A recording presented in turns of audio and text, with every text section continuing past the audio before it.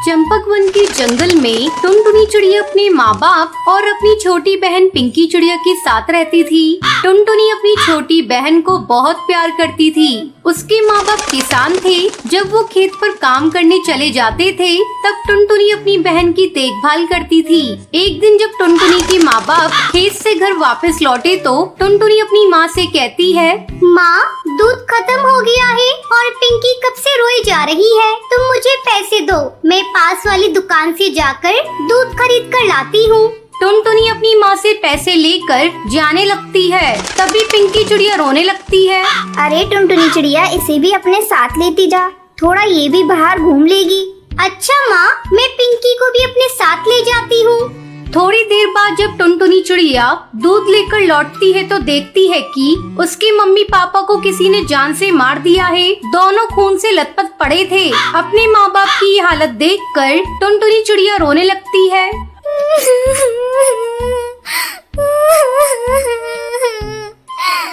माँ, पिताजी, आपकी ये हालत किसने कर दी? उठो ना, ये देखो, मैं पिंकी चिड़िया के लिए दूध लेकर आ गई। टुनटुनी चिड़िया के रोने की आवाज सुनकर हरी काकी वहाँ आती है।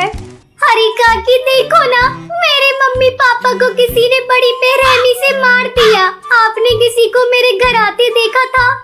नहीं टुनटुनी चिड़िया, मैंने किसी को तेरे घर आते नहीं देखा। लेकिन तू कहाँ थी?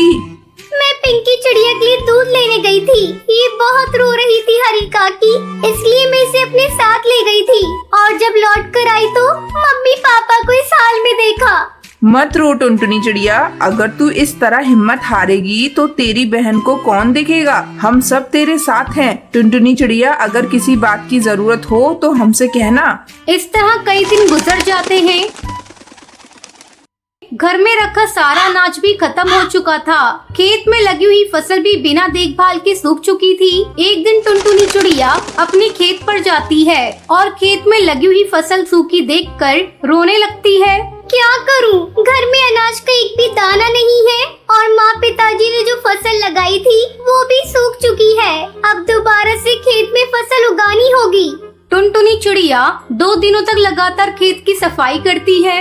चलो, अब खेत की सफाई हो गई, अब इसमें कुछ बीज लाकर बिखेर देती हूँ। टुनटुनी चिड़िया अपने घर जाती है। तभी रास्ते में उसे बंटी कबूतर मिलता है। बंटी कबूतर टुनटुनी चिड़िया का बहुत अच्छा दोस्त होता है। वो टुनटुनी से कहता है, अरे टुनटुनी चिड़िया, ऐसे उदास होकर तुम कहाँ जा रही हो? मुझे अपनी परेशानी बताओ।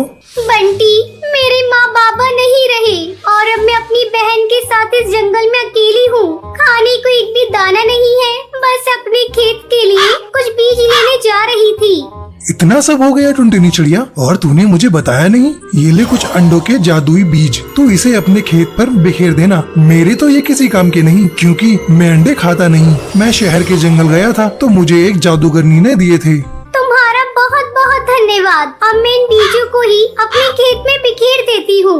अब टुनटुनी चिड़िया अपने मम्मी पापा की तस्वीर देखकर कहती है, आज हम लोग खेत में अंडों के जादुई बीज बिखेरने जा रहे हैं। आप लोग आशीर्वाद दीजिएगा कि हमारी फसल बहुत अच्छी हो। दोनों बहनें मिलकर खेत में अंडों के बीज बिखेर देती हैं। पिंकी चिड़िया और टुनटुनी चिड़िया मिलकर अपने खेत की अच्छी तरह से देखभाल करती हैं। कुछ दिनों बाद उनके खेत में अंडे की फसल लहराने लगती है। ये देख पिंकी चिड़िया, हमारे खेत में कितने अंडे उग गए हैं। अब अंडे बेचकर हमारी अच्छी कमाई होगी। आज अगर मम्मी पापा जिंदा होते तो बहुत खुश होते। दीदी, मुझे मम्मी पापा की बहुत याद आ रही है। मत रो पिंकी, मम्मी पापा जहाँ भी होंगे उनका आशीर्वाद हमारे साथ है। अंडे आ जाने के बाद पिंकी चिड़िया और टुनटुनी चिड़िया मिलकर अंडों को इकट्ठा करती हैं और उन्हें बाजार में जाकर बेच देती हैं। ये देख पिंकी, हमें कितने पैसे मिले हैं। हम इन पैसों से अपने लिए बहुत सारा सामान खरीदेंगे। फिर दोनों बहनें मिलकर बहुत सारा सामान खरीदती हैं और खुशी खुशी अपने घर लौटती हैं। दीदी, मुझे बहुत तेज भूख लग रही है, जल्दी से कुछ खाने को बना दो। तो रुक पिंकी चिड़िया, मैं अभी तेरे लिए हलवा बनाती हूँ। आज खुशी का दिन है, हम लोग मीठा खाएंगे। फिर टुनटुनी चिड़िया हलवा बनाती है। इस तरह दोनों बहनें खुशी खुशी रहने लगती हैं।